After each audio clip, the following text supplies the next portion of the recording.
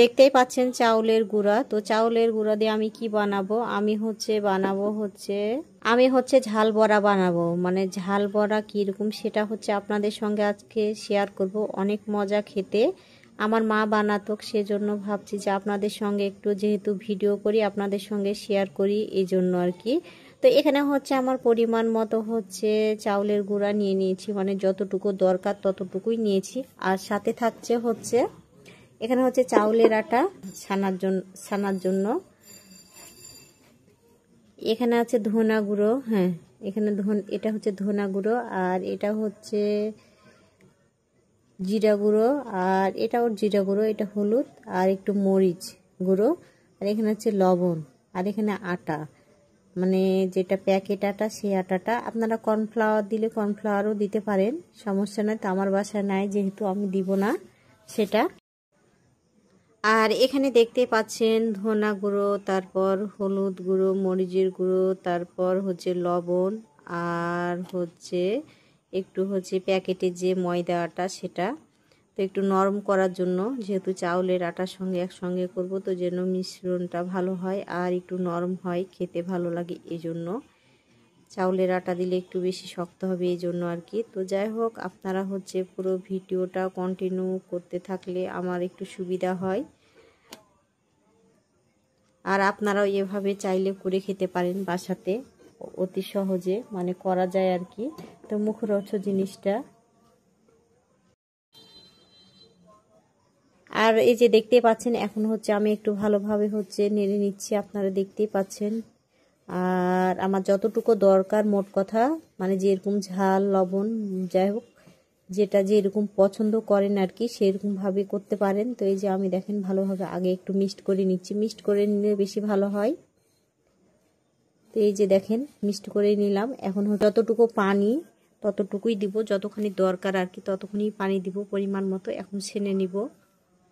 আর এটাতে এমন কিছু লাগে না, যা সহজভাবে অতি সহজে করা যায় আর কি। তো আমি মাঝে মধ্যেই করে খাই আর কি, যেহেতু আমার মা বানাতো সেই জন্য ছোট থেকে খেয়েছি, সেই জন্য ভালো লাগে আমার। আমি মাঝে মধ্যেই মানে সুযোগ পেলে করি আর কি।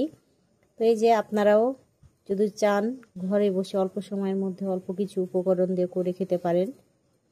ডোটা বানানো হয়ে গেছে, এখন চলে যাব মূল কাজে।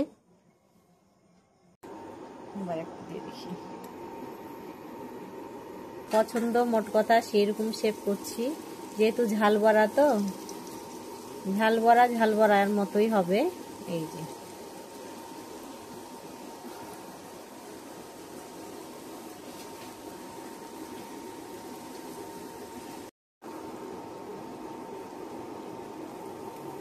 এই যে দেখেন আমি সবগুলোই কিন্তু দিয়ে দিয়েছি। আর এখন হচ্ছে একটা ছেঁচকি, দেখেন আমার সবগুলো প্রায় হয়ে গেছে। আর আস্তে হিটে রেখেছি আমি, অবশ্যই আমি হচ্ছে আস্তে জালে রেখেছি। আপনারা চাইলে কম বেশি করতে পারবেন। তো যদি ভালো লেগে থাকে তাহলে অবশ্যই সাবস্ক্রাইব করতে ভুলবেন না। আর অবশ্যই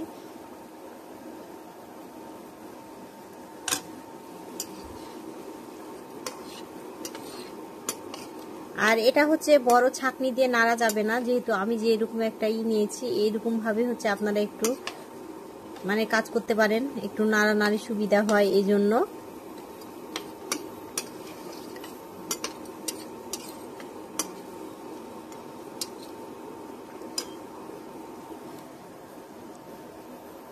এই যে দেখেন কত সুন্দর কালার আসছে, কালারটা অনেক সুন্দর আসছে, একদম বাদামি। এভাবে হচ্ছে আপনারা চাইলে এভাবে নামিয়ে নিতে পারেন। তো আমি হচ্ছে আর একটু রাখবো, মোট কথা। তো আপনাদের যার যেরকম ইচ্ছা আর কি। আর এই যে হচ্ছে প্রথমের গুলো হচ্ছে আমি একটু ছোট করছিলাম, এবার হচ্ছে একটু বড় সাইজ করলাম। তো আপনারা যার যেরকম সাইজ করতে ইচ্ছা সেরকম করতে পারেন। আর আমি হচ্ছে একটু বড় করেই করলাম, কারণ একটু বড় সাইজগুলো ভালো লাগে, এই জন্য। আর আপনাদেরকে দেখানোর জন্য সবটাই সাইজ করলাম। তো এক একজনের পছন্দ এক এক রকম। এই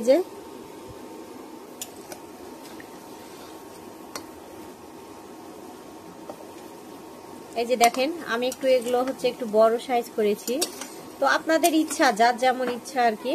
তো এটা হচ্ছে ঘরে কিছু আটা থাকলেই হয়, যে একটু চালের আটা আর একটু হচ্ছে যেটা হচ্ছে ময়দা আটা, একটু করে খাওয়া যায় সহজভাবে, সহজ রেসিপি, অল্প সময়ের মধ্যে কিন্তু বানানো যায়। তো আপনারাও এভাবে বাসায় যদি ভালো লাগে তাহলে অবশ্যই ট্রাই করে দেখবেন।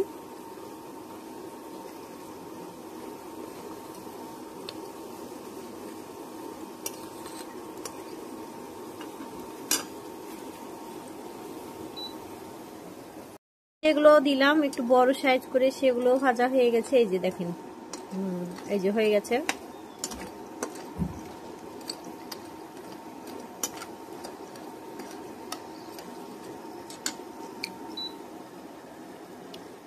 ছিলাম ওগুলো হচ্ছে ছোট সাইজের, এগুলো একটু বড় সাইজের করেছি। তো আমার পছন্দ মতো আমি করলাম দুই রকম সাইজের ঝাল বড়া। তো চাইলেও করে খেতে পারেন, কারণ বাসায় যেগুলো আটা থাকে মানে চাউলের আটা, সেগুলো দিয়ে করা যায় অল্প সময়ের মধ্যে, খুবই অল্প সময় লাগে।